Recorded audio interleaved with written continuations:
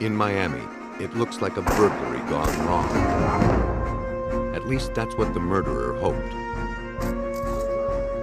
But to detectives, the clues reveal the truth. A man dies in the flames of his burning truck. But the real crime scene is miles away. Can forensics prove that connection?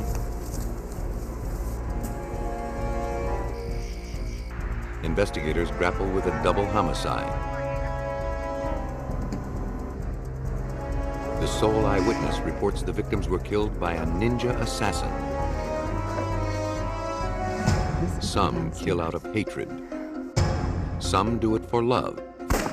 But for others, murder is all in a day's work. Their services are available to anyone willing to pay the price for their deadly dealings.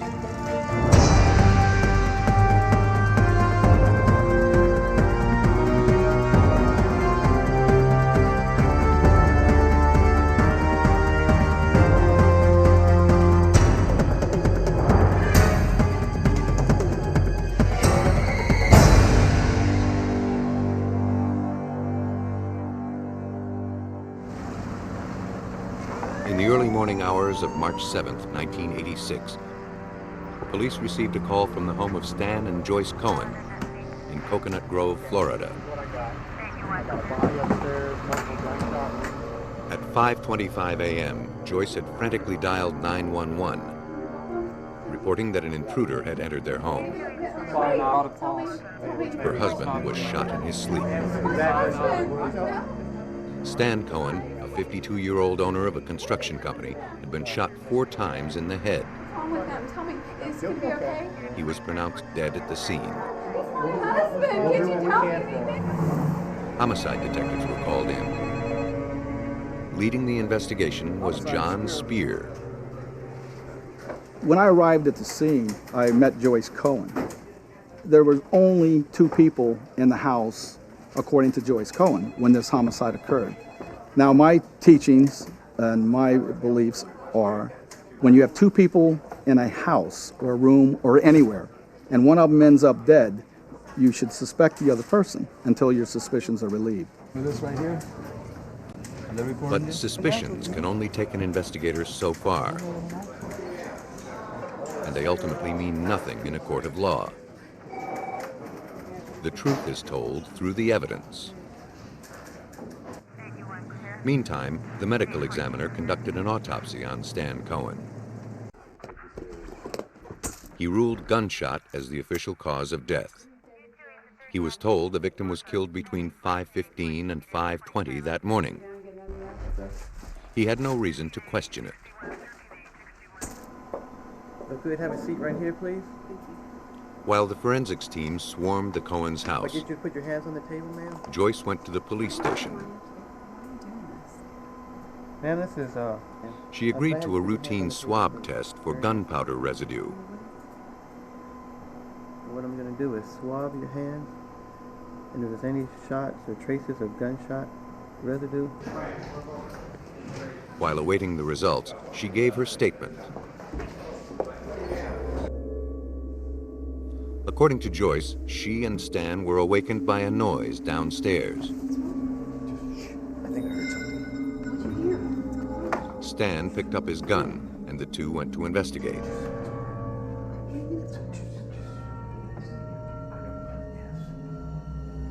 A quick search of the house showed nothing amiss. Relieved, the couple returned to bed. But Joyce claimed she couldn't sleep, so she went back downstairs. At approximately 5 a.m., a friend called from Colorado. As they were talking, she heard a noise in the kitchen. She noticed the glass in the kitchen door was broken. She said she hung up from her friend. Then she saw a figure running downstairs and out the door. She ran upstairs to check on Stan. She found him bleeding in bed. She couldn't rouse him. Oh my God, what happened? She dialed What happened, 911. honey? Honey, are you okay? Are you okay? When I advised her that there were some inconsistencies in this particular story that she told me about the homicide, It irritated her. She demanded that the forensics team immediately leave her house and not return without a search warrant. She said she didn't want any of her husband's things taken or touched. Detective Spear couldn't understand her hostile reaction. Now, if a loved one of mine or anybody else that I would know was killed, I think they would cooperate 100% with the police. To me, she was not cooperating. To Spear, it seemed she knew more than she was letting on. The only thing we can do is maybe... I got some lady captain. Until the warrant was issued, investigators were locked out of Cohen's house. 4 hours later, the paperwork came through.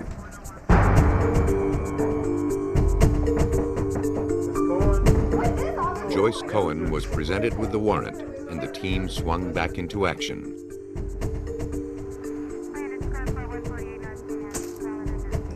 They went inside to dust for fingerprints.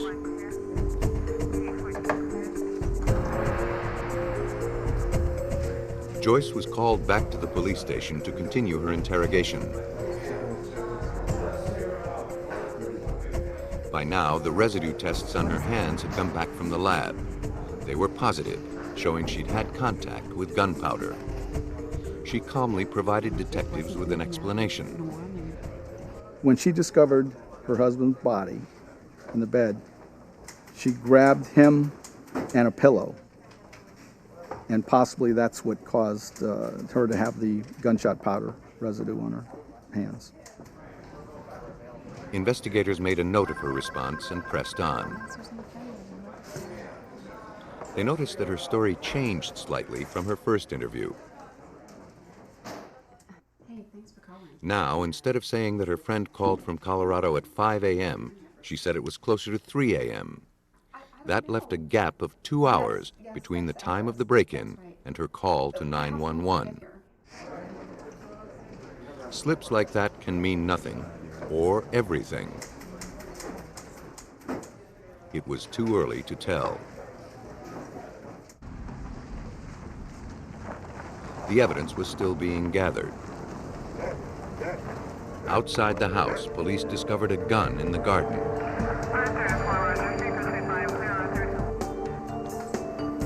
It was taken to the Miami Police Crime Scene Investigations Unit, where it was examined by Technical Supervisor Sylvia Romans.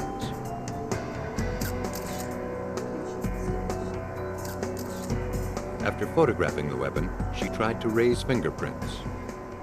Upon fuming the gun, I found some evidence of fingerprints. They weren't of much value, but the most significant thing that I found was that it appeared the gun had been wiped down. Ballistics showed that it was the weapon that killed Stan Cohen. Because it was one of the victim's own guns, it seemed like a dead end. Except it bore one tiny clue. Romans found a shred of paper facial tissue caught between the frame and the grip. It suggested the gun had been wiped clean with a tissue. It also suggested another clue to look for. Samples of facial tissue were collected from around the house. In a trash can in the back bathroom down the hall from the murder scene, detectives found a soiled tissue with black residue on it. It was sent to the lab. The lab was not able to determine whether, in fact, the tissue that was found on the gun was an exact match to the tissue that I had submitted to the lab. However, the tissue did have gunshot residue, and it also had the mucuses of Joyce Cohen.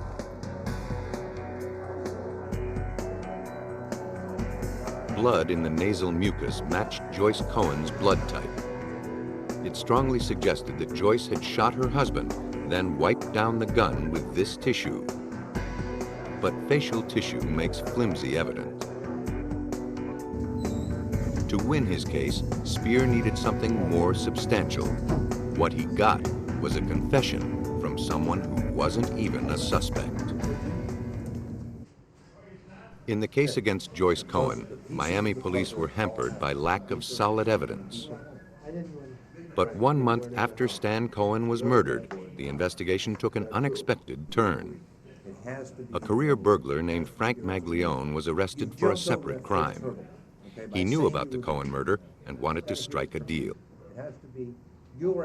We learned that he and 2 other companions assisted in this homicide and were paid to do this homicide by Stanley Cohen's wife, Joyce Cohen. Maglione knew things that only someone involved could have known. So it was clear he was telling the truth. But even this startling confession didn't assure Joyce Cohen's conviction. On the stand, it would come down to the words of a grieving widow versus the testimony of a career criminal. Feeling he didn't have enough evidence to get a conviction, Spear spent 2 years chasing the other men Maglione implicated. But they wouldn't crack. He had to rely solely on Maglione and the forensic evidence to prove Joyce Cohen's involvement.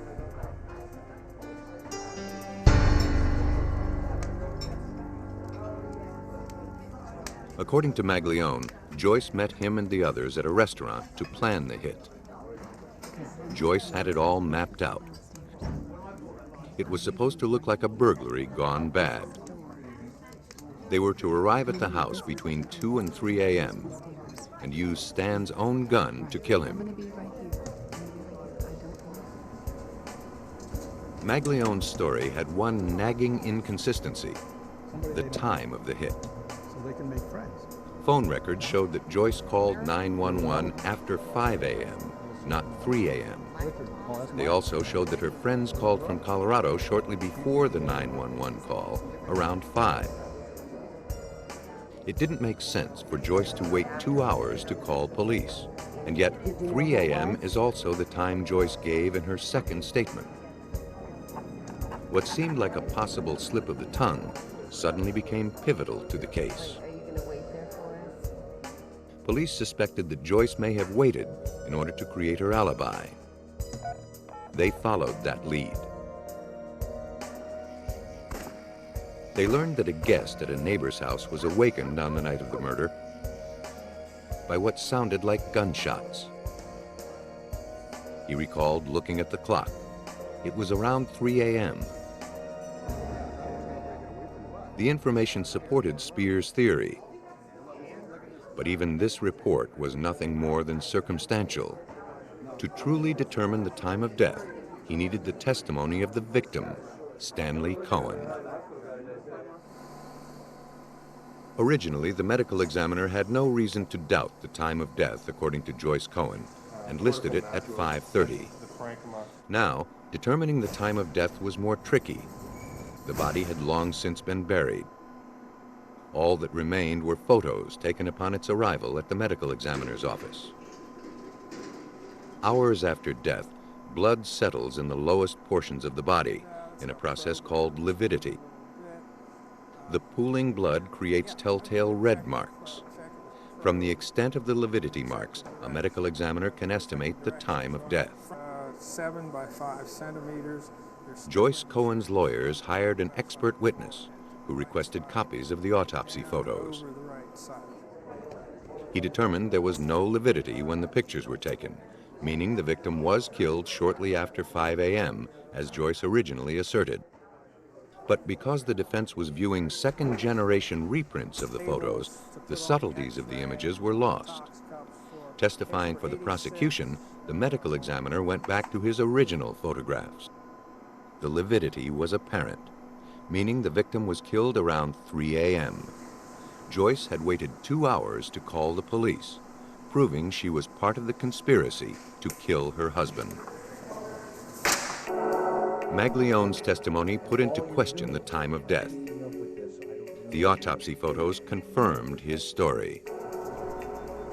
The forensics work on the scrap of facial tissue further proved Joyce Cohen's connection to her husband's murder. At the prearranged time, Maglione and his team arrived at Cohen's house. She was awake and let them in. They already knew where to find Stanley's gun. They went to the bedroom,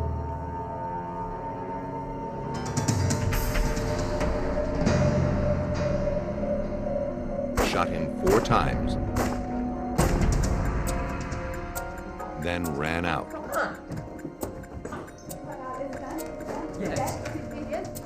On the way, they dropped the gun.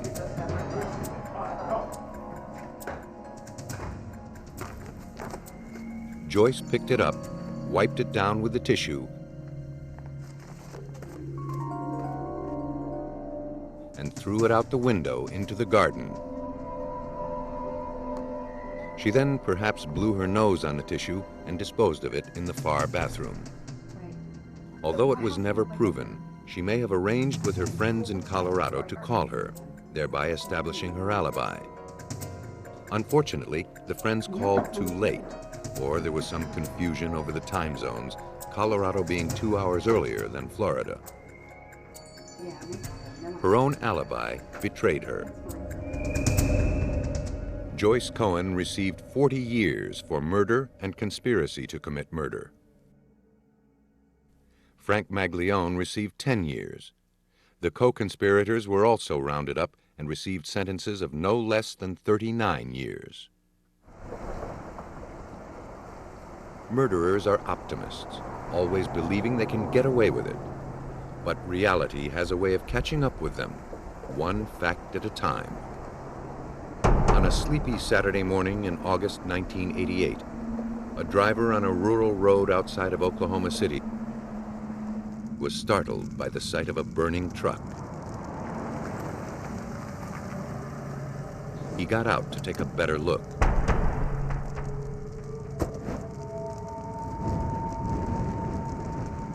Curiosity turned to horror when he saw the body of a man lying on the driver's side of the cab, his leg dangling out of the open door.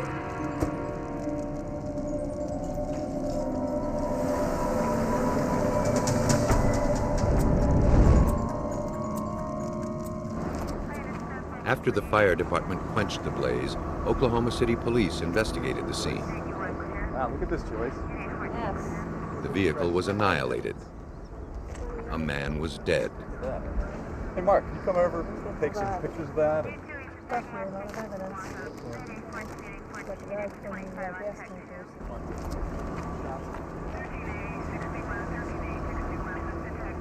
While police traced the vehicle to determine who the victim was, the sheriff's department received a call from a woman whose husband hadn't returned from work. Marilyn Plants, an Oklahoma City housewife, told the sheriff that her husband Jim, a newspaper press room supervisor, should have been home 2 hours ago. She was distraught. It wasn't like him to be late. Marilyn said that she'd last seen her husband at dinner the night before. It was just like any other evening. After the meal, he went off to work. I made some chocolate chip cookies for dessert. Oh, cool. Can I take some to work? He mentioned nothing about having to stay late. The make and model of Jim Plantz's truck matched the burned vehicle. Later, dental records proved the victim was indeed Jim Plantz. City officials were left with the sorry task of telling Marilyn Plantz that her husband had died in a horrible accident. But investigators weren't entirely convinced it was an accident. A spot of blood found on the road behind the truck raised questions. From the condition of the truck itself, investigators quickly ruled out mechanical failure or a cigarette mishap as the source of the fire. Lieutenant Ralph Gibson led the investigation. We found that there was a rag, cotton rag, partially burned in the gas tank, indicated like someone tried to set it on fire to blow it up. The actual fire was so hot that gasoline or something in that order was used, that it burned so hot that the glass actually melted in the vehicle. The ferocity of the blaze gave investigators reason to suspect that the truck was intentionally torched. The autopsy fueled those suspicions.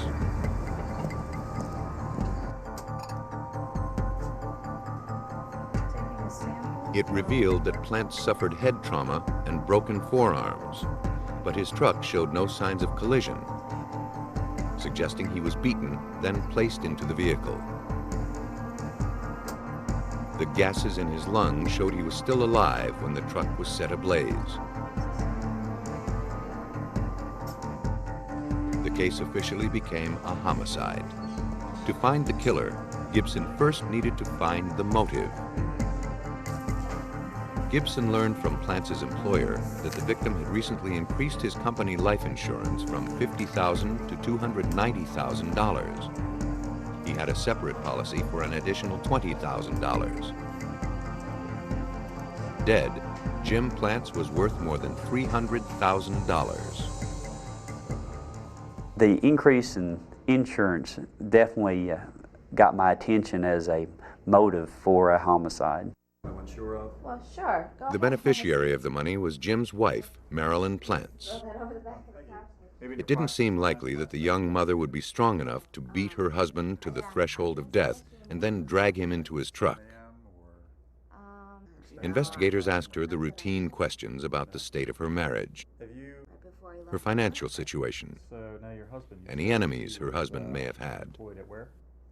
Her answers were equally routine.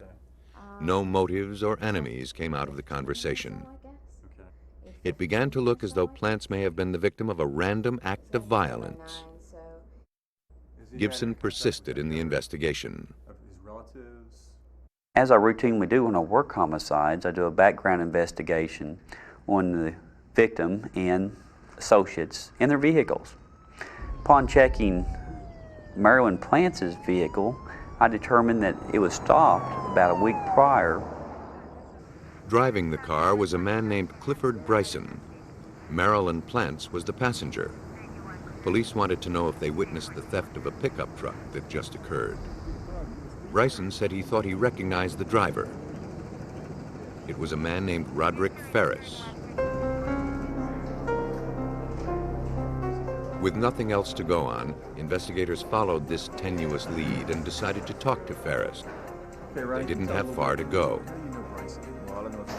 Ferris was in the city jail, charged with stealing the truck. Perhaps he'd be willing to swap information for a more lenient sentence. I asked him, did he know Marilyn Plantz? And he said, yes, he did know Marilyn. He said, what's strange, she offered him $10,000 to kill her husband. He claimed that, and since he was in the city jail, he had no knowledge that he had been murdered. Thanks to Ferris, the cast of characters in this deadly drama began to be revealed. Ferris said Marilyn made the same offer to Clifford Bryson. He said that Bryson and Marilyn were having an affair. Bryson was called in for questioning, and the finger-pointing continued. At first, Bryson claimed to have limited knowledge about the incident. But as the interrogation continued, he admitted that he knew about it beforehand. He wasn't involved, he said. The man they were after was named Clinton McKimball. Bryson was arrested as an accomplice. In short order, Clinton McKimball was also brought in, questioned, and arrested. He admitted that both he and Bryson were the participants, that they were solicited by Marilyn Plantz to kill Marilyn's husband, Jim. They waited inside the house, beat him with baseball bats unconscious, took him to 50th and Sooner, and set him afire. When the smoke cleared, Gilbert had confessions from the murderers, but he had only their word that Marilyn was the mastermind. Unless he could find some physical evidence to back that up, she would go free. Police had every reason to suspect that Marilyn Plantz planned her husband's murder. Problem was, they couldn't prove it. Confronted by police, she denied everything. A search warrant was served on her house, the alleged scene of the crime. Investigators pulled back what looked like a new area rug. It concealed spots and bleach stains on the wall-to-wall carpet below. They cut the carpet, revealing what resembled blood stains soaked into the padding. It was collected for testing in the lab. Tiny telltale spatters on the draperies and wall also were collected. In the child's bedroom closet, 2 stained baseball bats were found.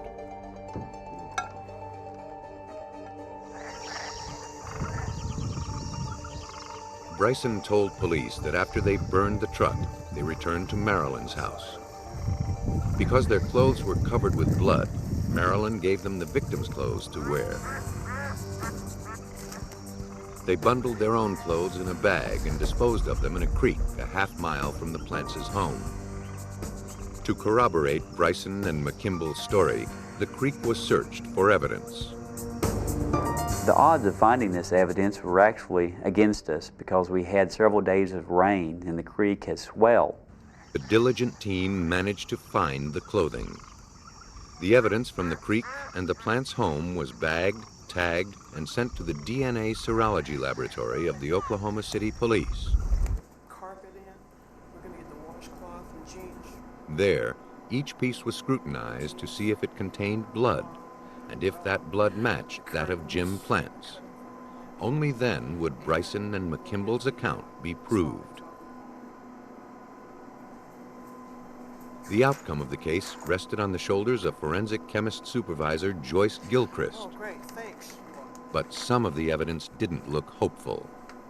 I was very surprised that when the evidence was submitted to our laboratory from the clothing that was taken from a creek, the request was made by Detective Gibson for me to see if I could find any blood stains on the clothing.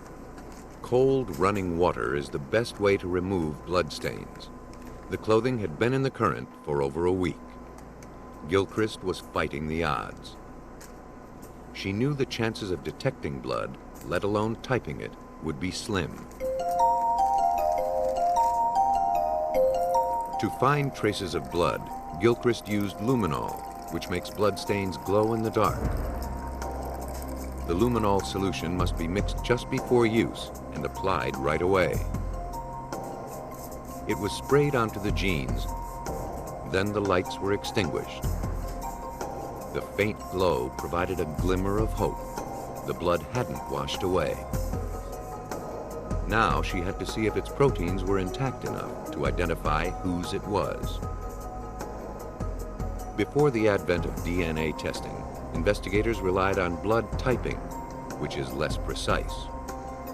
To determine the blood type on the evidence, Gilchrist used a technique called absorption illusion.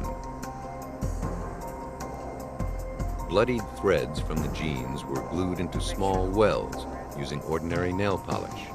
Then human anti-serum was added. It was incubated overnight under controlled temperature. Next day, the blood was tested for its type, A, B, or O. Surprisingly, the tests on the blood were a success. Despite its time underwater, the blood was in good enough condition to reveal that it was type A, the same as Jim Plantz's. The results were encouraging, but not conclusive, because type A blood is shared by millions of people. To be certain the blood was the victim's, it was subjected to a more complex test for enzymes specific to his blood. The chances of anyone else having the same set of enzymes are slim. Proteins are added to the samples. Drawn across by an electric current, the samples react, creating light and dark bands. If the bands on the sample matched the bands created by the victim's blood, Gilchrist could be certain the unknown sample is Plantz's blood. She had a match. The blood on the jeans was undeniably the victim's. This part of the killer's story checked out. They did such a good job of wrapping the garments that they protected that blood for us, so that when it went into the water, the blood was protected from being washed away by the water itself. And when the items were found by our investigators and then brought back to the laboratory to be analyzed, I could make an association back to the victim very easily. According to Bryson and McKimble, the murder occurred at Plantz's house. The blood evidence collected there suggested this was so. It was Gilchrist's job to prove it beyond a doubt. The blood collected from the carpet, walls, and drapery were not as conspicuous as the blood on the clothing, but the tiny droplets were in much better shape. The same tests were performed on these samples. The results came quickly. The blood belonged to Jim Plantz. The murder had obviously occurred in the Plantz's home, just as Bryson and McKimble had said. Now, Gibson had to prove that Marilyn Plantz knew about it. She was called in for an interview. She denied just about everything. That at first she didn't even know any of the other two participants, being Bryson and McKimble. Then during the interview, again, she changed the story to fit the facts as she learned that we knew more than what she thought. Marilyn insisted that she was asleep until about 8 a.m. She never heard her husband come home, heard no commotion. If Bryson and McKimble killed the victim in her home, it was totally without her knowledge. Gibson had to prove that the new area rug wasn't the only thing lying in the Plantz's home. He knew that Marilyn was trying to cover up her involvement in her husband's murder.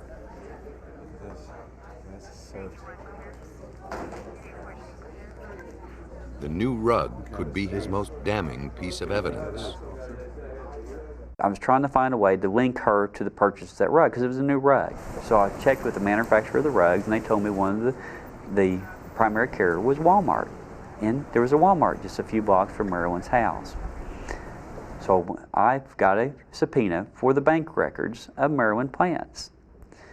And when I went through the bank records, I found a check to Walmart on the day of the killing. I've got the receipts right here.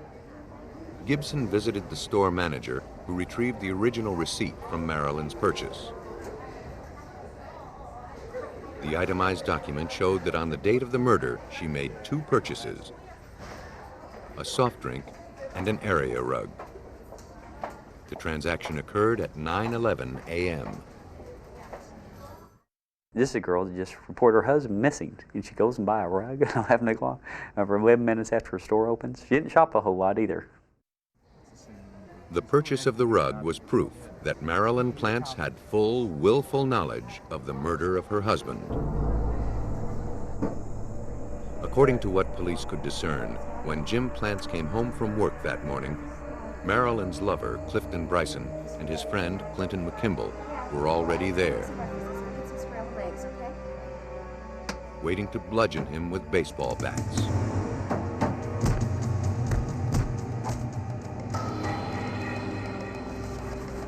While Marilyn cleaned up the house, the 2 men put the victim's body into his truck.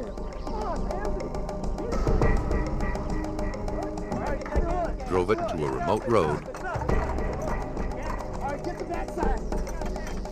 doused it with gasoline, and set it afire. The victim should have been dead, but he wasn't.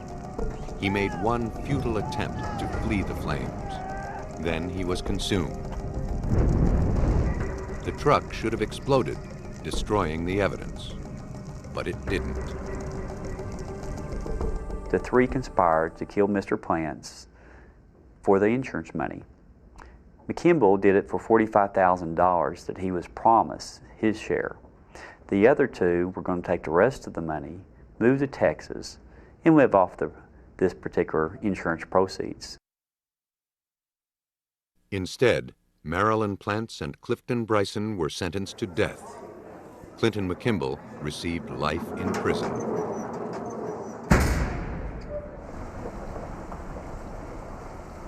Many so-called perfect crimes are spoiled by the confessions of a participant. A single word from a reliable source can send a solid alibi crashing to the ground.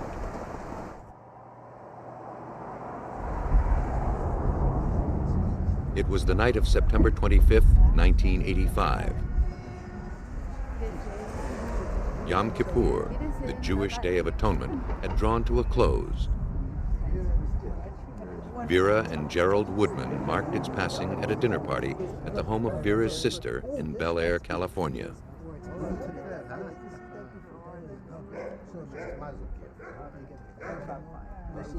Thank you. After bidding goodnight to their hosts, the couple climbed into their car for the 15-minute drive to their condo in Brentwood.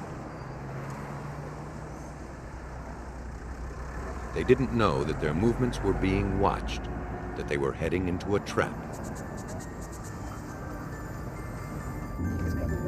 Gerald Woodman was a self-made man, earning his fortune with his plastics business.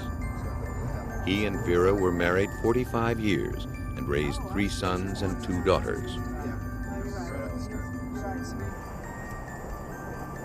Though he was 67 years old and had undergone bypass surgery, he was still energetic and refused to retire. You make a right. Okay. On his way toward wealth, Woodman had evidently made some enemies. The Woodmans pulled into their parking spot in the condo garage at about 10:30 p.m. But they never made it out of their car.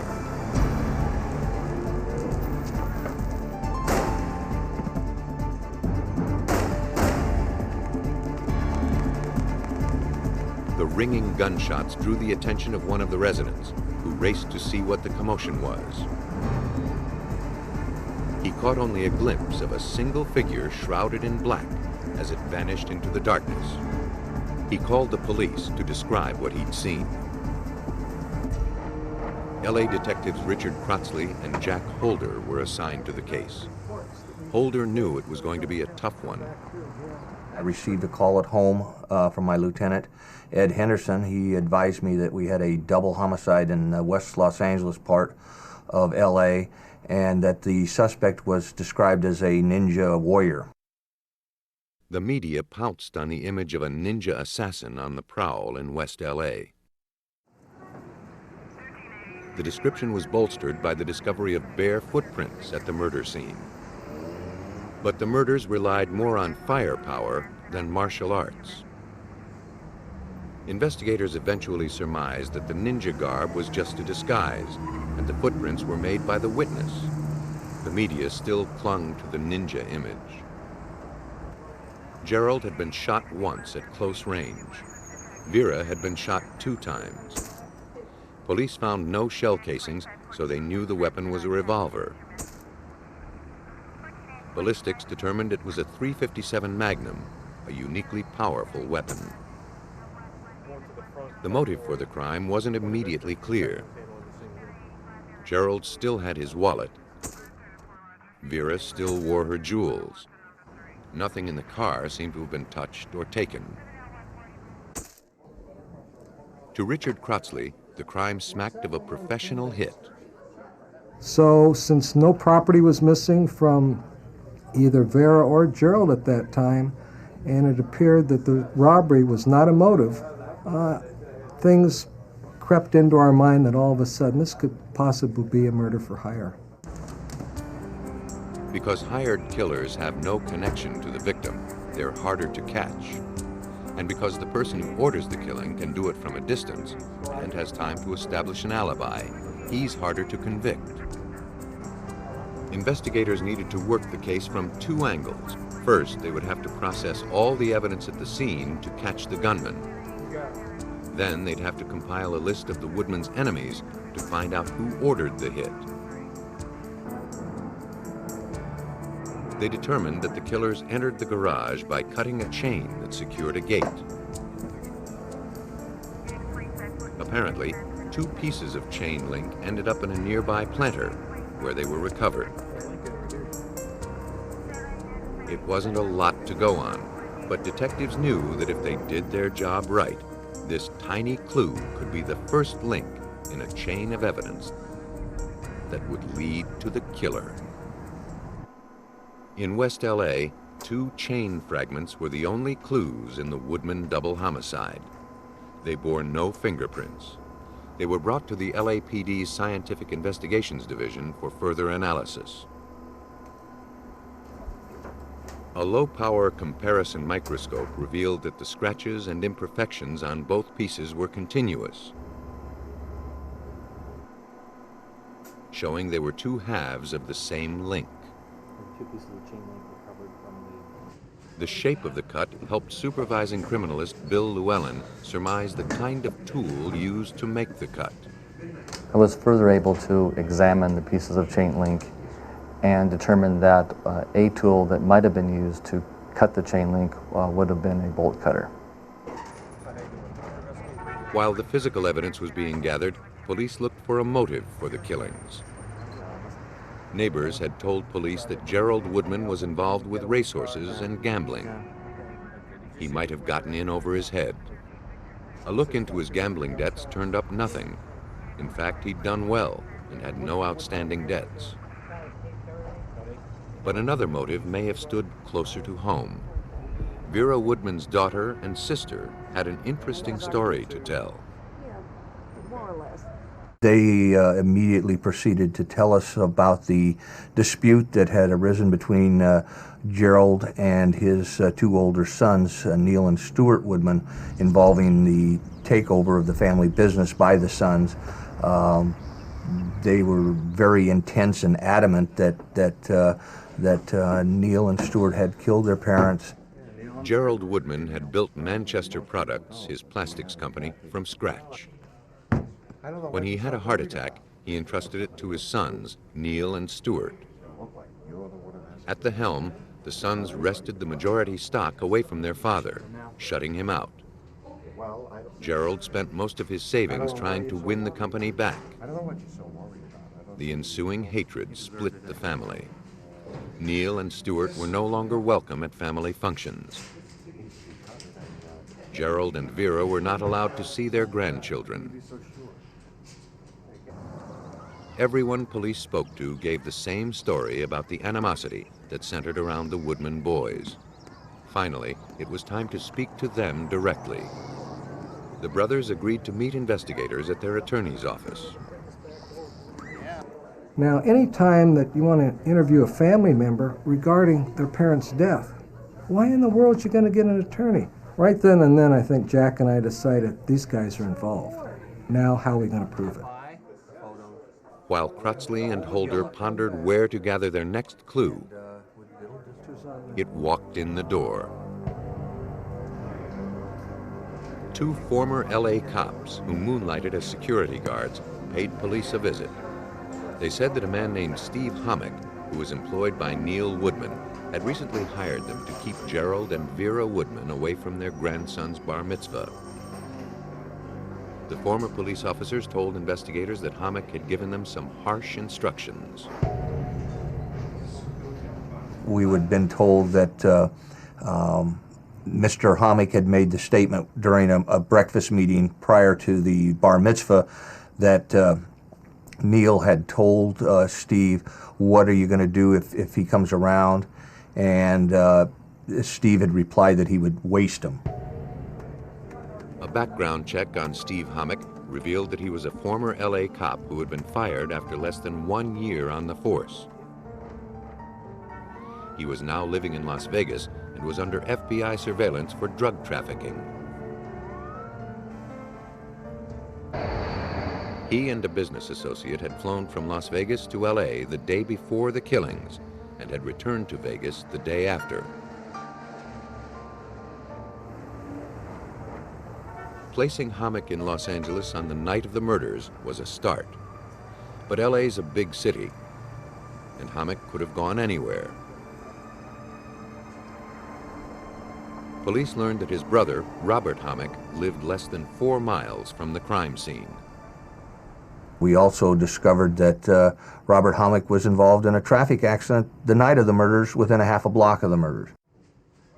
This seemed like more than a coincidence. Hommick's accident took place in the alley behind the Woodman's condo. Robert Hommick's record also showed that 3 months before the murders, he had been questioned by police for apparently loitering around Vera and Gerald's building. It was the date of the Woodman's anniversary, one of the few times Vera Woodman left the condo. On our friend Jesse. Investigators suspected that the Woodman boys had hired the Hommicks to kill their parents. It would take more than the evidence at hand to prove it. Federal agents had already put traces on Steve Hommick's phone in Las Vegas. Many of the calls were to his brother, to the Woodman's sons' homes and office, and to payphones near their houses. Phone records for all of the suspects were analyzed. They showed a flurry of activity just before the murders. And looking at those records and our records, we started putting everything together that there was all kinds of conversations linking these suspects to each other. It was enough to obtain a search warrant for Steve Hommick's apartment. There they found copious diaries detailing his activities. But he gave everyone a nickname, wrote everything in code. Investigators were able to crack it. One of the things police learned from the diaries was that Stuart Woodman had hired Robert Hommick to burglarize his own house so he could collect on the insurance. He also stole and torched a company car for the same reason. If Hommick was involved with the murder for hire, he wasn't so rash as to write about it. But his books did suggest that his brother Robert was often his partner in crime.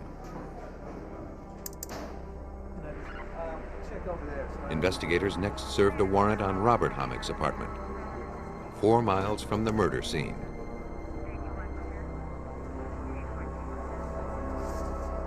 There, they found a new pair of bolt cutters.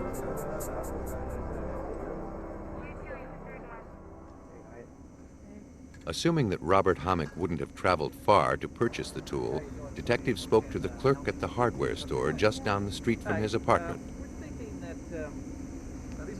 The clerk confirmed that the cutter could make short work of chain link, and she recognized Hommick from pictures detectives showed her. She had sold him the cutter. The bolt cutter was sent to the forensics lab to see if it was the tool that sheared the link outside the victim's parking garage. Bill Llewellyn focused his microscope on the minute scrapings, or stria, on the blades. Essentially, they are the bolt cutter's fingerprint. They are present on that bolt cutter, and no other bolt cutter will have the same set of stri pattern. What's really unusual about the bolt cutters in this case is they were virtually brand new, and you could actually see marks on the jaws of the bolt cutters where they had been used to cut the chain link, which made my job much easier in that I had a very small area in which to focus my examination for the stri patterns. After examining the blade, Llewellyn used it to cut a small piece of lead. The soft metal became impressed with the blade's stria without damaging the tool's cutting surface. The stria on the lead was then compared with the stria on the chain link.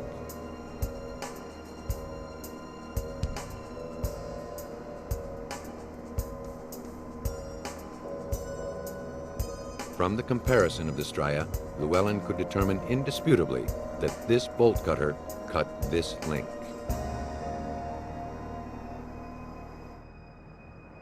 The broken chain was the missing link that Holder needed.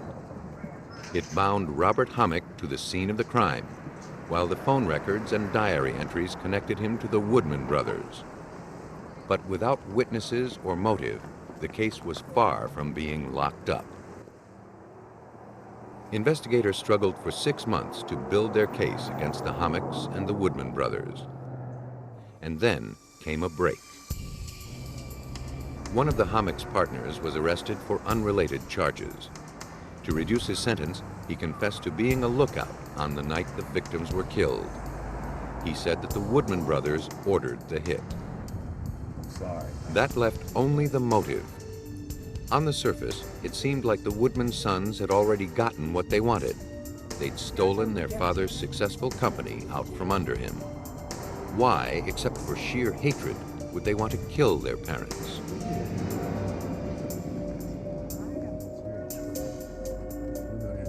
The fact was, under Neal and Stewart's control, the company started to falter badly. They were doctoring the books. According to Detective Holder, they were desperate. They had milked the company for every cent they could. They were being audited by the banks, and they were about to go under, and they couldn't stand the thought of their father seeing them lose and go bankrupt. Fired by hatred, motivated by greed, and doomed by incompetence, Neal and Stewart Woodman took their father's company and destroyed it. Vera Woodman had a $500,000 life insurance policy payable to the company. It wasn't enough to get Manchester Products out of debt, but it was the only hope the Woodman boys held. Holder and Crotsley, with the help of criminalist Bill Llewellyn, had their evidence in place and were ready to arrest and prosecute. Armed with phone records, journal entries, a henchman's confession, and the cut chain link, they were able to tell their story of murder for hire. Was the first time that LAPD had put on a case where they used tool mark impressions as evidence. The evidence was enough to convince the jury. For conspiracy to murder Vera and Gerald Woodman, Neal and Stewart Woodman received life in prison. Robert Hammock, life without parole, and Steve Hammock, death.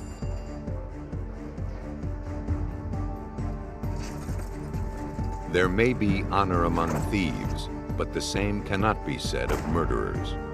When the heat's turned up, confidences are broken, partners betrayed. And an assassin who's only in it for the money is willing to pay any price to save his own life. Once he agrees to bargain, it's up to forensics to determine the truth of his tale.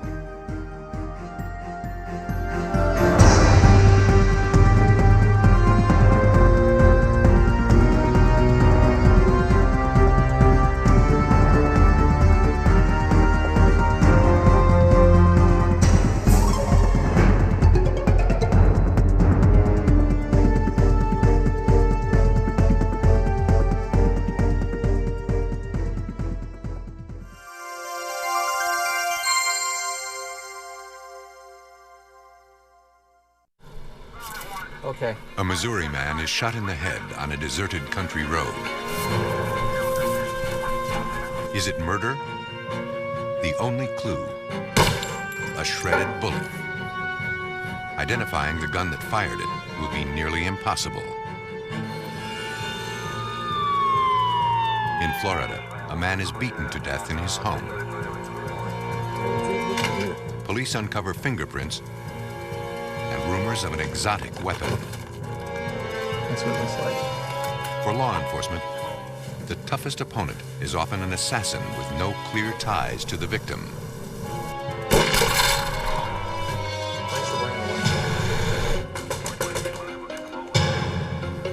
Using science as their most powerful weapon, investigators must find these hired killers and make them pay the true price of murder.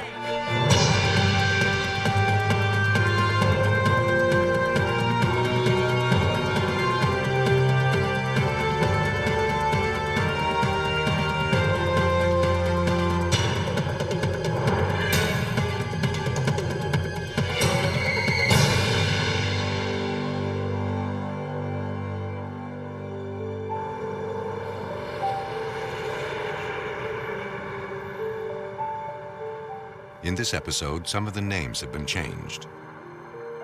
Hillsboro, Missouri is a small town located a few miles west of the Mississippi River. On November 21st, 2000, on a stretch of commercial property owned by a chemical manufacturing plant just outside Hillsborough, a security guard spotted a vehicle sitting in a field. He discovered a man in the driver's seat, slumped over the steering wheel. The man was unresponsive. He was bleeding from a wound in the back of his head. The security guard called 911. Jefferson County 911, what is your emergency? A man in a field? A dispatcher alerted units from the Jefferson County Sheriff's Department. 7214, 6017. Within minutes, paramedics and deputies were on the scene. But for the man who lay motionless in the driver's seat, it was too late. Paramedics pronounced him dead at the scene. Sheriff's deputies cordoned off the area and called in crime scene investigators. Detective William McDaniel took charge of the case. When I pulled up, there was a car partially off a gravel roadway, had a white male slumped at the wheel. The rear passenger side window was shattered. It looked like from a bullet. The security guard found him. Okay, I guess what we'll do then. The evidence suggested to Detective Michael Gray the car was moving when the man was shot. When the vehicle was found, it was in gear. His foot was still on the brake pedal. We surmised that the vehicle was traveling at idle speed.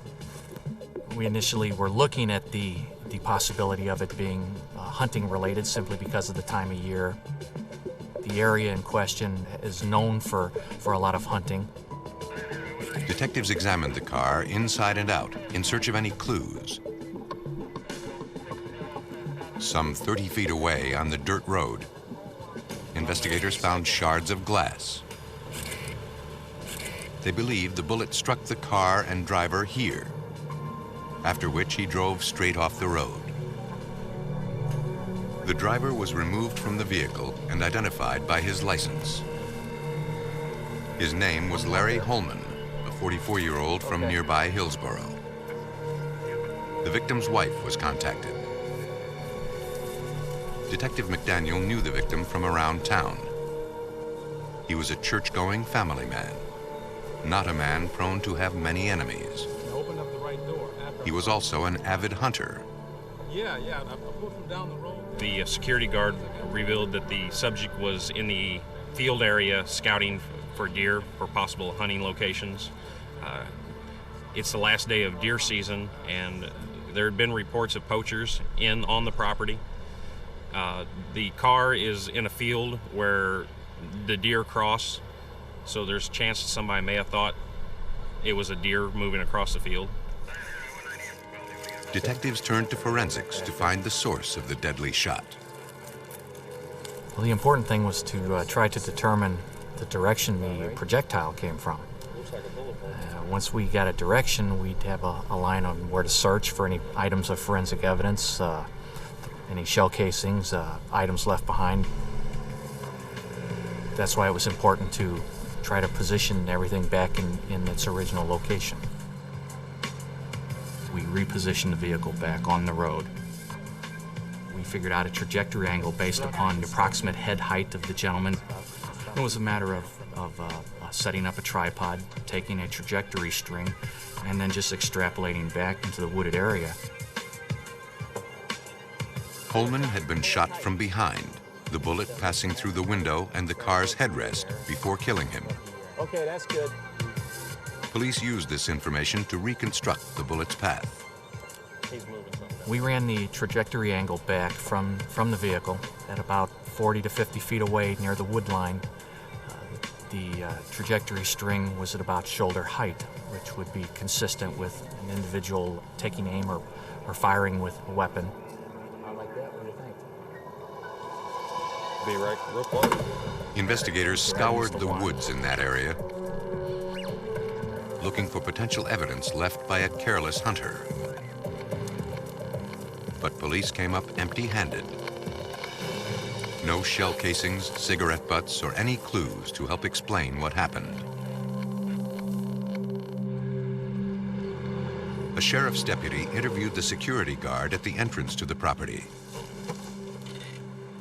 He was the last person to see Larry Holman alive.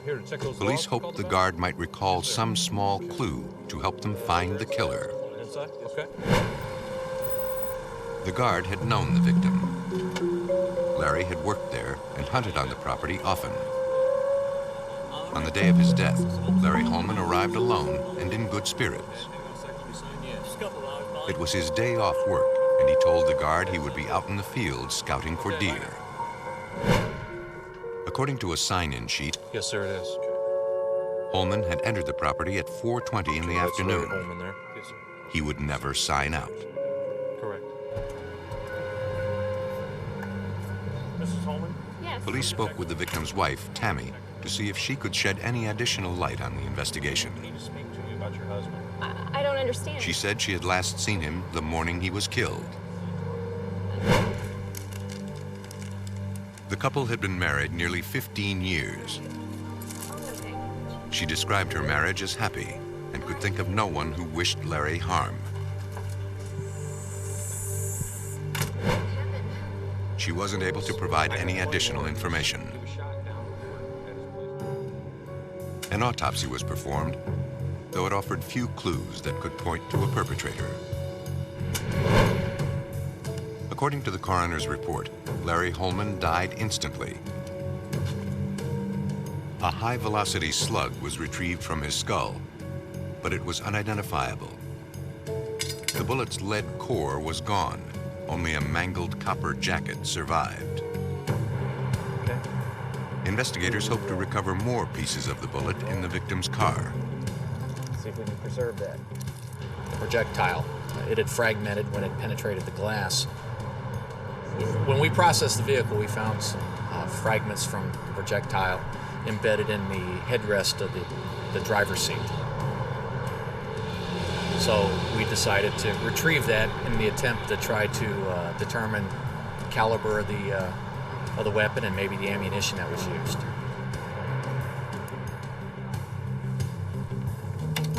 At the Missouri State Highway Patrol Crime Lab, forensics expert Todd Garrison was charged with putting the bullet back together again.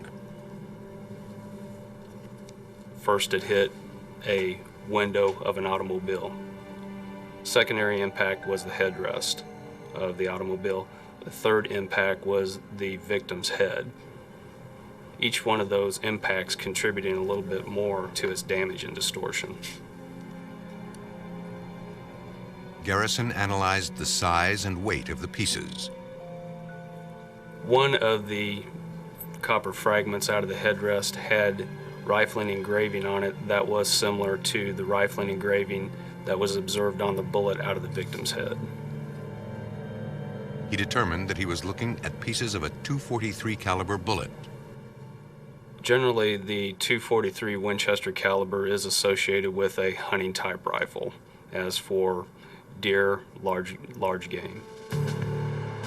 At the Jefferson County Sheriff's Department, detectives formed a task force. If this was a hunting accident, it would be nearly impossible to solve. Guys, watch. Thousands of hunters passed through the area. It's basically 30-40 feet out. Detective Gray laid out what little they did know. Okay, so you're saying about You have an individual who's what we term low risk. The guy's a family man. The guy had no known enemies. Did not live a lifestyle that would be conducive to violence. Investigators, however, were not yet willing to declare the case an I accident. think I'm going to take the four names like the wood line, Something didn't seem right. glass, which we Accidental shots usually end up somewhere else on the body. Headshots are usually an aimed shot. When you start thinking about the laws of probability, we have a moving target, small rear window, the thickness of the woods. It did not look like an accident. I think we need to go out and maybe talk to some residents. Police officially labeled the death suspicious, but they had no leads to point them to the killer. Go back out to the woods. It seemed the investigators had come to the end of their trail of evidence. Weeks turned into months, and no new clues surfaced. Police issued press releases throughout the small community, asking the public for help. By January, little headway had been made on the case. Then, police got a break from an unlikely source. Hi, Detective. Okay. Tammy Holman, the victim's widow, told investigators about a series of unsettling letters she had been receiving. Yes, I did. It's weird. After her husband was shot, a man named Carter Davis began writing her love letters. You know, it's just kind of fishy. Tammy said she had rebuffed him, but he would not leave her alone. She turned his letters over to police. "I love you and won't let you go," read one. "We're soulmates," read another. The detective's interview with Holman's widow left them with some questions. Wouldn't say who he was. No, he wouldn't say who he was. They knew that a man named Alan Tripp had moved in with her shortly after her husband was killed. Mrs. Holman started to look suspicious to us. Her actions didn't really correspond with a grieving widow. It began to expand our investigation. Detectives ran Tammy's name through the system. Her record was clean. But they also knew her name did appear on another significant document. Larry Holman's insurance policy offered a payout of $125,000. He had an additional policy of $2 million if he died in a hunting accident. The beneficiary was his wife. For detectives, what started as a simple accident was now looking like it might be cold-blooded murder. In November 2000, Missouri deer hunter Larry Holman was found dead in a field. He'd been shot in the head with a .243 caliber bullet fired from a hunting rifle. At first, it appeared as if it was an accident, but police were beginning to have their doubts. They weren't the only ones. In January 2001, the victim's brother, Randy Holman, turned in a .243 Winchester bolt-action rifle. He knew the police were looking for that type of weapon and suspected Larry's death was no accident. Randy feared the killer was someone his brother knew who may have used this gun to murder him. If you want to have a seat right there. Jefferson County Detective William McDaniel. We interviewed Randy Holman, brother of Larry Holman. He actually brought in a deer rifle of Larry's, and he wanted us to do a comparison of the deer rifle to the ballistic round, what was found at the crime scene. At the time of the murder, the gun had been stored at the home of Larry and Tammy Holman. Randy had good reason to suspect his brother was murdered. He told police his brother Larry had been shot at before. We were at my parents' place. Days before his death, Larry had gone hunting deep in the Missouri woods. Randy stated that he and Larry had had a conversation later in the night after hunting. Larry stated that he had a close call. And Randy asked, "Well, what do you mean by a close call?" And he goes, "Well, I had a bullet whiz by my head." Because there was so much gun activity up in the northern part of Missouri during deer season. And they kind of joked about it. But now, he knew it was no joke, and wondered if Larry had been shot with his own gun. Heavily hunted. I didn't think much about it. He just wished that that gun would be ruled out, so that way he knew the gun had no involvement into his brother's death. Alan, thanks for coming by. Investigators sent the gun to ballistics and began interviewing suspects. First on their list was Alan Tripp, the widow's new love interest. You know what we want to talk to you about? Tripp had grown up with Tammy Holman and came to her side shortly after Larry's death. Oh, I've known her since grade school. We went to grade school. Within the last couple months, Alan Tripp had moved in with Mrs. Holman and actually gave her an engagement ring. No. His actions raised some red flags with us. He stated he had no knowledge of the incident, that he had spoke to Mrs. Holman several times about the so-called accident, and she stated that there was nothing there. Calling her all the time. Investigators also sought out a local man named Carter Davis. Yeah, he's right over there clearing that table. Tammy said Davis had become infatuated with her, showering her with flowers and love letters. I need to ask you some questions about... Letters that concerned Tammy Holman. Like Tripp, he insisted he had nothing to do with the crime. Tammy and I are friends. At one time, Carter Davis actually put a note on Alan Tripp's car which said, "Did you kill him?" She's always said and he just believed that Alan Tripp had something to do with his death. But other than that, she's never said much. Police had also gotten a very interesting lead. They learned that Tripp and Davis were not the only men close to Tammy Holman. We received an anonymous phone call. It was a male subject. The caller suggested they check out the alibi of a third man. It was a male caller? The tipster said Charles Miller had a gun similar to the one police were looking for. McDaniel checked Miller's record for any previous arrests. Miller had a record. He had been arrested for check fraud.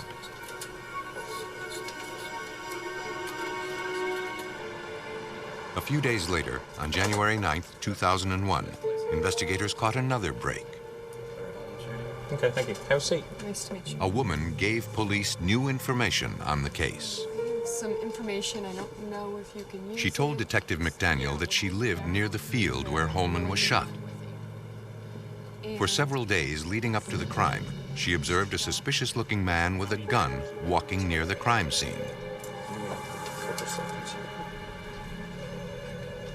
McDaniel showed the woman a lineup. She identified Charles Miller without hesitation. Yeah, right there, I'm sure. Within hours, they had their man in sight. Miller! Charles Miller was arrested and brought in for questioning. He admitted he was a friend of the Holmans, but claimed to know nothing of the crime. He's good. They had attended Sunday schools together. Miller would come over and do work around the Holman's house. He would bring eggs, he would bring, bacon, and so Tammy would cook breakfast in the morning for him and Larry. Miller offered to cooperate with investigators. Mr. Miller gave us permission to do a consent to search on firearms that he had owned. We were only looking for high-powered rifles, and he actually gave us 3 rifles, one being a Browning Bolt A-Action 243. Deputies also seized boxes of .243 caliber ammunition and cell phone records, which indicated that Miller had called the Holman residence on the day of the crime. Once the gun was seized from Charlie Miller during the consent to search, it was delivered to the Missouri State Highway Patrol Crime Lab in Jeff City for a ballistic match. Criminalist Todd Garrison examined Miller's rifle, as well as Larry Holman's gun brought in by his brother Randy. I test fired both of the rifles in question. From those, I obtained bullets, which I could do microscopic comparisons between. I eliminated the .243 Winchester caliber Savage rifle. The rifle taken from the victim's home was not involved. That left Charles Miller's gun. There were key similarities, but damage to the bullet recovered from the body prevented a 100% match.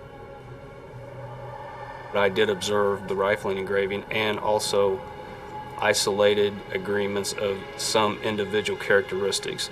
Not enough to say, yes, this firearm did fire this bullet, but enough that it was consistent with that particular firearm. The forensics seemed to point squarely at Charles Miller. He was now their prime suspect. Miller, already in custody, was interrogated by Detective McDaniel. Is there something that we need to talk about? He was not a very emotional person. He asked us questions if this was about his gun. Yeah. We explained to him, yes, it was about his gun we seized. And he bowed his head and he looked back up and he said, I killed him. I killed him. It took us all for a shock. And we find out later, Mr. Miller was a very church-going person, and I believe this was eating him up inside. You know what kind of Police now had a confession, but what Miller was about to tell them would blow the case wide open. Who owns a 243? In Jefferson County, Missouri, an accident investigation had uncovered a homicide. Police had a suspect in custody, Charles Miller. Charlie, you know why we're here? And when presented with the forensic evidence, he confessed. But the confession was only the beginning. Charles Miller got, I guess, infatuated with Mrs. Holman. He stated to us that he always thought she was a very well-kept woman. He and Mrs. Holman began a relationship without Mr. Holman's knowledge. Miller told police he and Tammy were close, and her husband was becoming concerned. I thought Tammy knew that you killed He went on to say Tammy asked him to kill Larry. Tammy's the one who made She wanted it done during hunting season to make it appear as if it was an accident. Miller believed that with Larry dead, he and Tammy would be free to live the life he dreamed of. Miller had tried once and missed. November 21st was his last chance, the final day of hunting season. Mr. Miller got down to the property about 2 o'clock and actually watched Mr. Holman drive into the field. Miller was up the road a ways and positioned against a tree. And as Mr. Holman started to leave the property, he took the shot and he watched Mr. Holman slump, his head go forward and rest on the steering wheel, and the car veered off. Police believe he then packed up his rifle, picked up his shell casings, and left the scene.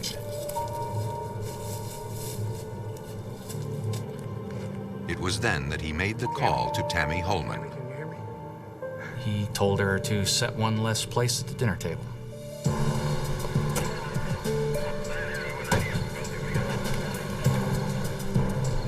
On January 10, 2001, detectives arrested Tammy Holman for the murder of her husband. Tammy? Charlie Miller was basically double-crossed by Mrs. Holman. He thought he was going to get to live the life that Larry Holman lived, and instead she pulls Alan Tripp in, who is now taking over Larry's position in the family.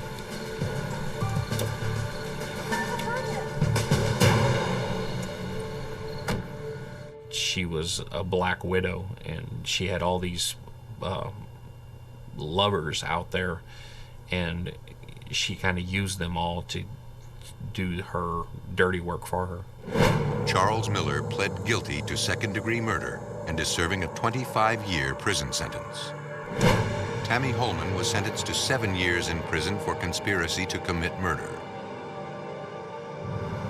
A sniper's bullet will often give him away, but a hitman who uses a more obscure weapon poses an added challenge for police. November 7th, 1995, 8:31 p.m. A 911 dispatcher received a frantic call from a woman in Green Cove Springs, Florida. We'll get somebody out there, okay? The caller, Linda Jones, reported that 3 men had broken in and ransacked her home. Jones said that she had been tied up, her husband severely beaten. Deputies from the Clay County Sheriff's Department rushed to the address. On the lookout for 3 intruders, they approached the home with caution. I'm so glad You guys are I here. need you to come back over this way. I want to hang out with my husband. I just need for you to wait for me. Tell me what's going on. A deputy secured the living room. The assailants appeared to have fled. Linda's husband, Jack Jones, lay on the floor in a puddle of blood, his hands and feet bound with duct tape. He was not breathing. The deputy began CPR. Distraught and inconsolable, his wife could offer few lucid details. Paramedics rushed onto the scene. As deputies tried to gain a description of the attackers, they did not have much to go on. Linda said the men wore ski masks. The rest was a blur. Lieutenant Tom Waugh was assigned the case.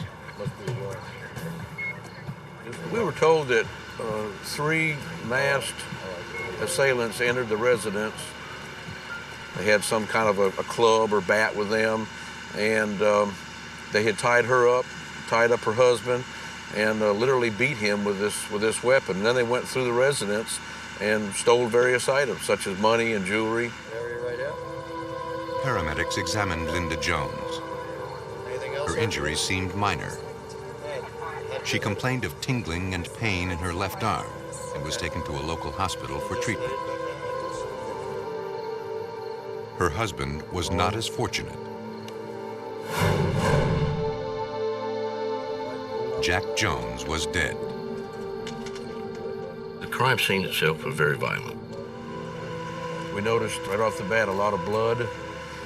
There was blood on the floor, because there was blood spatter on the wall, and it appears that he was drugged into an adjacent room.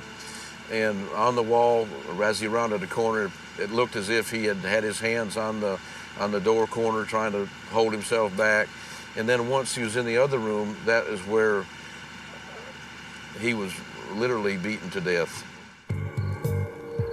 Pieces of duct tape were scattered throughout the house, along with a partially used roll.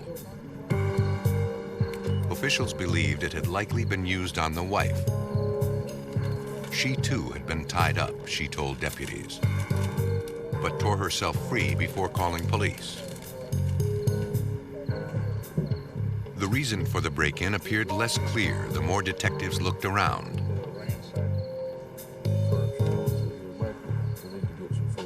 Valuables were found in plain view. It was made to look like it was ransacked, you know, just disheveled. Jewelry, an expensive watch, a man's wallet with cash and credit cards were all left behind.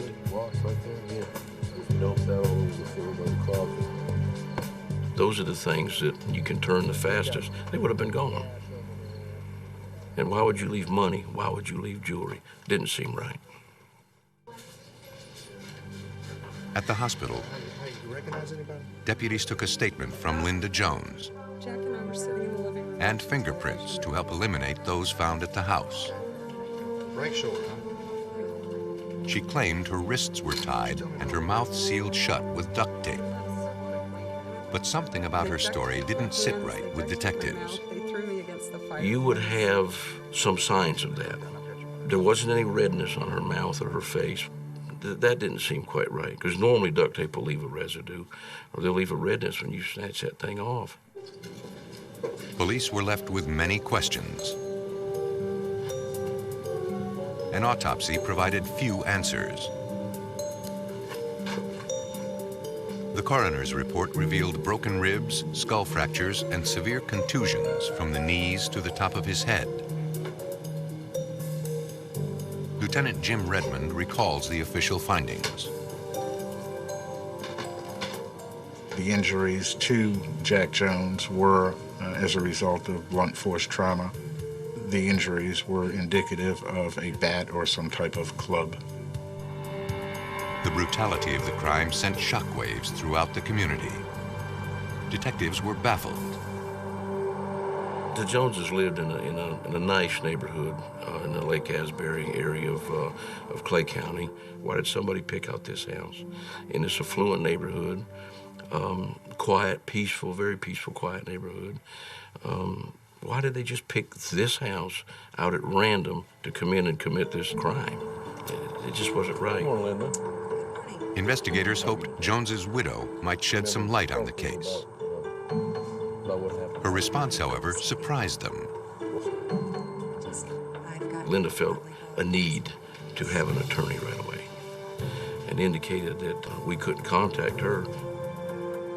Her behavior, though legal, seemed odd.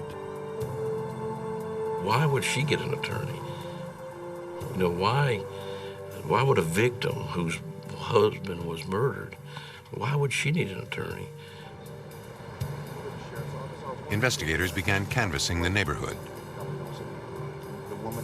They hoped someone might have seen something that would pinpoint the killer.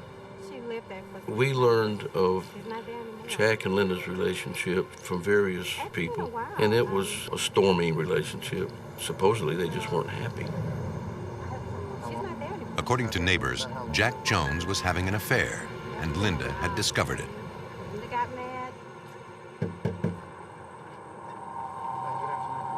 One neighbor noticed a suspicious vehicle parked outside the Joneses' residence at the time of the murder. It was a maroon van, and it had dark tinted windows. And it left the scene, high rate of speed, no lights on. In nearby Jacksonville, police tracked down Samantha Thomas, the girlfriend of Jack Jones. The two had been romantically involved for several months. The young woman claimed that Jack was planning to divorce his wife. But Linda had threatened suicide. The girlfriend also told police of another incident 1 week before the murder. On October 31st, outside her home, Thomas's car was vandalized, the tires slashed. It could have been just a Halloween prank. But according to his girlfriend, Jack Jones felt differently. Jack felt like Linda was behind it just due to all the ruckus she was raising about Samantha and his relationship. The story seemed a bit odd, but Waugh's next find only increased his suspicions. According to their insurance policy, Linda Jones would receive $500,000 in the event of her husband's death.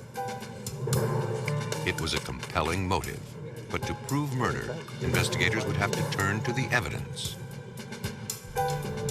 Though Linda Jones maintained her silence, the duct tape spoke volumes. Dawn Walters, a crime analyst with the Florida Department of Law Enforcement, examined scraps of tape collected by police at the crime scene. Minute details grabbed her attention.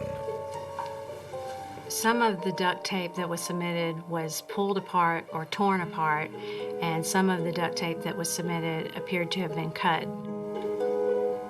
Duct tape found on the victim was stretched and frayed, signs that the man had struggled to break free. Tape wrapped around the wrists of his wife, however, bore a tiny triangular pattern. The duct tape was determined to have been cut by what appeared to be pinking shears or another similar cutting instrument. Walters also looked for fingerprints, but none were visible. At least, not to the naked eye.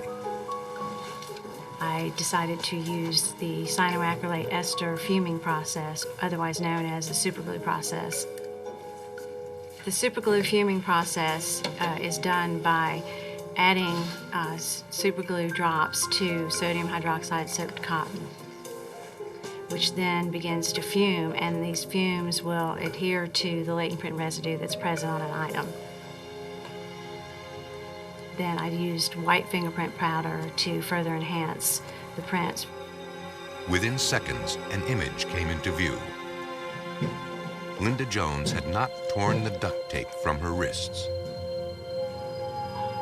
And now police had not one, but 2 fingerprints to prove it. Someone had cut her free on the night of the murder. In 1995, Florida police were on the hunt for 3 masked intruders who bludgeoned a man in his home. After weeks of investigation, Lieutenant Tom Waugh had just 2 significant clues. A pair of fingerprints left at the scene, and a mysterious maroon van. The van remained unidentified. The fingerprints matched no one on file. According to information gathered by police, the victim was a used car salesman with no known enemies and a marriage on the rocks. Waugh suspected the victim's wife was involved, but she could not have acted alone. Not too far into this investigation after the death of Jack Jones, I had felt like that this was going to be a murder for hire. Police then got a tip that confirmed their suspicions. There was a diamond ring. An anonymous source accused a local man of being involved in the crime. He was a landscaper named Donald Bradley. Police took a closer look at him. We determined that Donald Bradley owned a maroon van with dark tinted windows. The description of the van matched the one police were looking for. A review of his landscaping business finances led to the accounting office in Jacksonville, where Linda Jones worked. Linda Jones did Donald Bradley's taxes and did work for him. She knew him, and boom, right away, he was coming into focus in this case.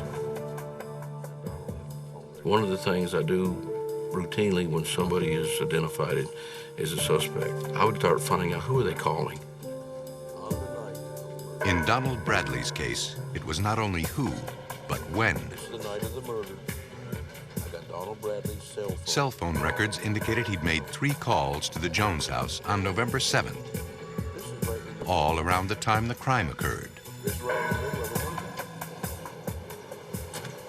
On January 22nd, 1996, Lieutenants Tom Waugh and Jim Redmond interviewed their suspect at his home in Orange Park, Florida. Sheriff's Office, Lieutenant Jim Redmond. Bradley admitted he knew the Joneses, but said he had no knowledge of the crime. He told police he'd been out driving for part of the evening in question. What was the last 4? When we talked with him that day, he was very arrogant. Detectives soon revealed their hand. Yeah, well, we got a 911 call. When we started telling him about the phone calls to the house, he said, yes, it was concerning taxes. And then he was very, very nervous, and you could tell he kind of didn't know where to go but hold his composure. I would ask him, Donald, how could Linda be talking about taxes with you on a telephone when she's duct taped and her husband's being beat to death and some guy's sitting on her in the living room of their house? I mean, how could this happen? And he couldn't answer that. For Lieutenant Redmond, Donald Bradley's story was unbelievable. We felt pretty confident at that point that he was somehow involved with the murder of Jack Jones. All the detectives had was a hunch. To make an arrest, they needed evidence. They got a search warrant to seize Bradley's van. Blood, hair, carpet fibers. Investigators searched for anything that might link Donald Bradley to the killing of Jack Jones. But the van was spotless. It had been scrubbed clean. Detectives caught a break several weeks later when Bradley was arrested on an unrelated charge. They interrogated the suspect, who changed his story slightly. He admitted Linda Jones had approached him to kill her husband. But he claimed he had refused. Bradley made up a story about Linda having murdered Jack Jones and used this African war club to do it with. His story seemed implausible. But with his fingerprints now in the system, they could finally compare his prints to those found on the duct tape. For investigators, it was one step forward, 2 steps back. Bradley's prints did not match, which meant at least one more accomplice was still on the loose. In 1995, Florida officials believed that Linda Jones had hired a local landscaper named Donald Bradley to kill her husband. But an unidentified fingerprint indicated that at least one other man had taken part in the crime. In September 1996, Jeremy Harrison, a longtime employee of Bradley's landscaping business, had been picked up on an unrelated charge. Police wanted to talk with him about the Jones murder. Prosecutor Timothy Collins. Mrs. Jones' initial report at the time of the homicide was that 3 individuals were involved. I think what you generally find in these kind of cases is that in every lie there's a thread of truth. So in looking at the crime scene, it was pretty clear that more than one person was involved. It was then a matter of trying to determine who and how many other people were with him. All right, 15 years. Would you stand up for me? So the critical decision then was to find that fingerprint, who it belonged to.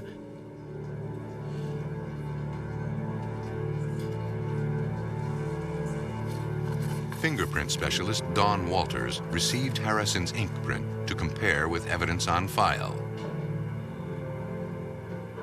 To compare latent prints, I look for the individual characteristics that are present in the latent print and the inked print.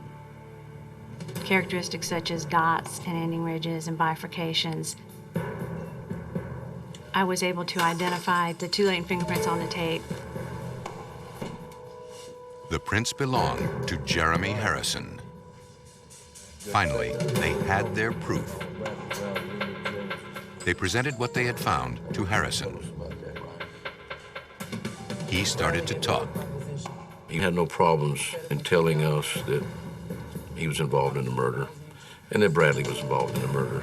But there was a third person, and he wouldn't discuss who that third person was, and he was holding back for a reason.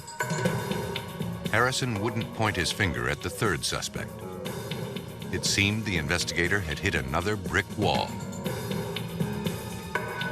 Then they learned of a family connection that seemed likely to provide them with the break they so desperately needed. It was shortly thereafter that we learned of his brother. Jonathan Harrison was picked up for questioning. We left the door open in the interview room, and we let his brother walk by. And his brother looked at him and said, "I told him everything, give it up, bro." After eluding suspicion for nearly a year, both Jeremy and Jonathan Harrison confessed. According to the Harrison brothers, the weapon used on the night of the crime was an ancient Zulu warrior stick. Yeah? The artifact had been stolen from a local man who hunted big game in Africa. The hunter provided a full description of the club, but it was never recovered by police. On September 14, 1996, law enforcement officials arrested Donald Bradley and charged him with murder and conspiracy to commit murder in the first degree.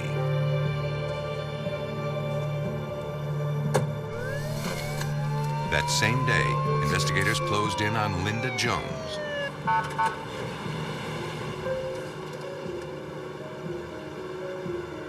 A woman betrayed by an unfaithful spouse and her own unrestrained brutality.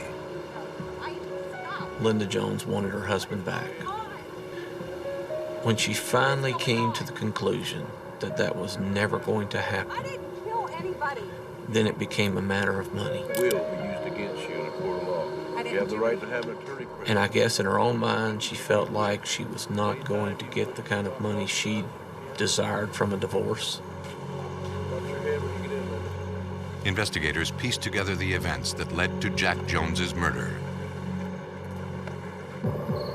According to the brothers, Donald had contacted him. He said he would pay him $100 apiece to go beat this guy up, and that's what they thought they were going to do. Donald Bradley had other plans. After calling Linda Jones several times that evening, making sure their victim was in place, the Harrison brothers burst through the front door, which Linda had left unlocked. Bradley attacked from a side entrance. Bradley grabbed the Zulu warrior stick and proceeded to bludgeon the man in a ruthless fury. Linda's wrists were taped and then cut free, and the men disappeared into the night. Go out that way. Later that evening, the men destroyed all evidence, burning the ski masks, their bloody clothes, and the Zulu Warrior Club. Jeremy and Jonathan Harrison pled guilty to felony third-degree murder. They were sentenced to 10 years, 6 months. A jury found Donald Bradley guilty of murder, conspiracy to commit murder, and burglary with a firearm. He was sentenced to die in the electric chair. Linda Jones was found guilty of first-degree murder and conspiracy to commit murder. She was sentenced to life in prison without parole. In a murder for hire, police must not only ID a killer, but the guilty party who concocted the crime. Life insurance, cell phone calls, and suspect behavior provide guideposts for police. But it's often the tiniest evidence that speaks the loudest, and a microscope that shows who must pay the price of murder.